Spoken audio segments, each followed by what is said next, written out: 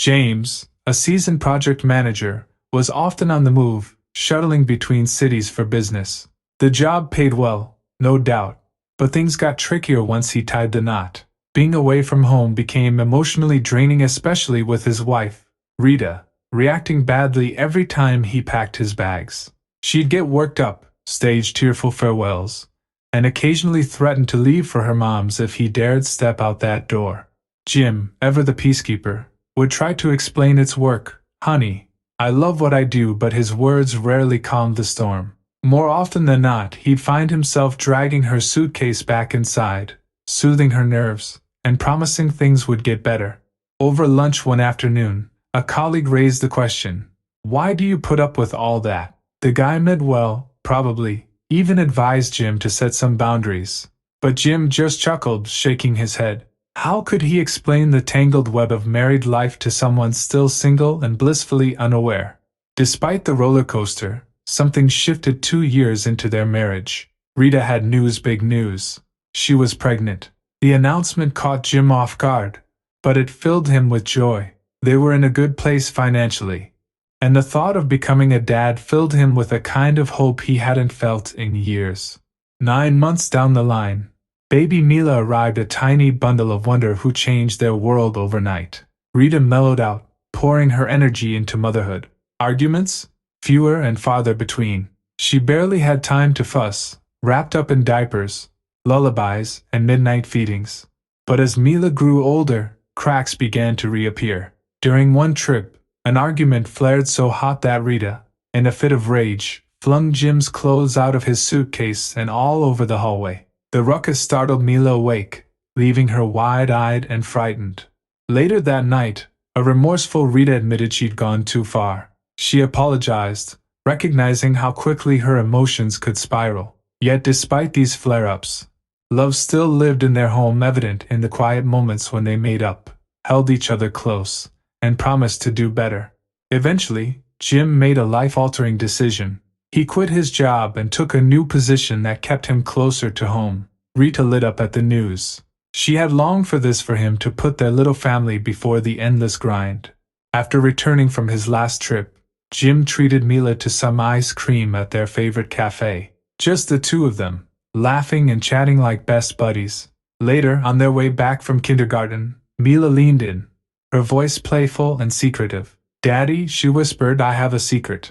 Jim braced himself for something lighthearted, maybe a story about a boy she liked or a silly prank at school. Instead, her next words knocked the wind out of him.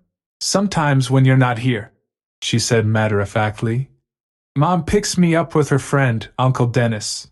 He comes to our house too." Jim's stomach twisted. He stared at her, hoping she'd say it was a game, but she didn't. His face hardened, and his mind raced. Rage bubbled just beneath the surface, though he kept it in check for now.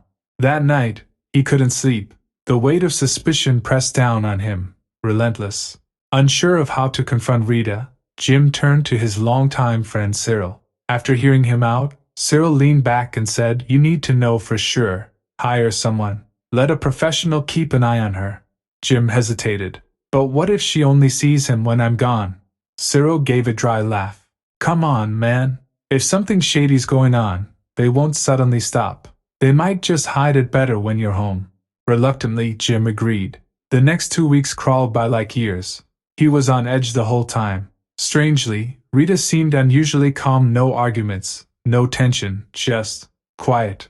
The day finally came, the one Jim had been dreading and anticipating in equal measure. The detective had arranged a discreet meeting in the underground parking lot of a shopping mall. It was the kind of place people passed through quickly, eyes down, minds elsewhere, perfect for avoiding attention. Jim sat in his car, fingers drumming the steering wheel, nerves taut. When a quiet knock startled him, he flinched. A man in a sharp blue coat leaned down beside the window. "James," the man greeted, calm and professional. He handed over a thick envelope. "It's not sealed," he added. Jim hesitated, holding the envelope like it might burn him. "What's inside?" The man gave a slight nod. "Take a look." With a shaky hand, Jim opened it. A stack of photographs spilled into his lap. Each image was crisp, time-stamped, and taken across various parts of the city. In every one, the same man appeared standing too close to Rita, touching her back, kissing her cheek, holding her hand. "Do you recognize him?" Jim asked stiffly. "All the details are inside," the detective replied. There, neatly folded behind the photographs, was a piece of paper with the man's full name, place of work, and other personal information. Jim stared at the words. Colleague.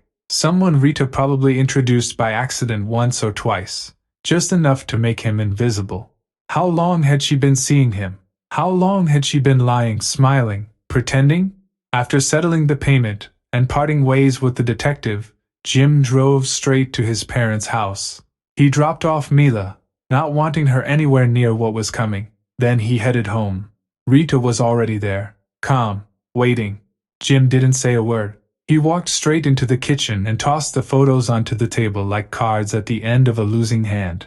She glanced at them, one by one, her expression unreadable. Then she looked up, not with guilt, not with fear, but with something dangerously close to amusement.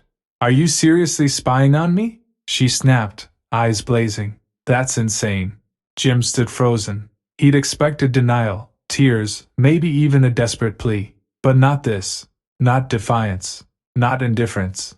Jim's voice was low, controlled. "You've got 1 day to pack." Rita raised an eyebrow. "I was going to ask for a week, but fine. A day's enough." And that was it. She walked out like it cost her nothing. In the aftermath, Jim tried to make sense of her cruelty, why she had dragged things out, why she had played the part of a wife when her heart had clearly been elsewhere. He never got an answer. What he did get was custody. He insisted on it. Rita, distracted and disinterested, signed the papers without protest. She promised to visit Mila. She never did. Jim soon learned she hadn't stayed with Dennis either. She was spotted around town, clinging to various men, often intoxicated. It was a slow unraveling, one Jim watched from a distance, relieved. Not out of spite, but because he didn't want his daughter exposed to that kind of chaos. Jim never rushed into another relationship. The betrayal had carved deep, and he didn't have room for anything else. Instead, he poured himself into fatherhood. He and Mila traveled, laughed, made memories. His mother stepped up too, filling the void with warmth and steady love. In many ways, she became the maternal figure Mila needed. Years passed.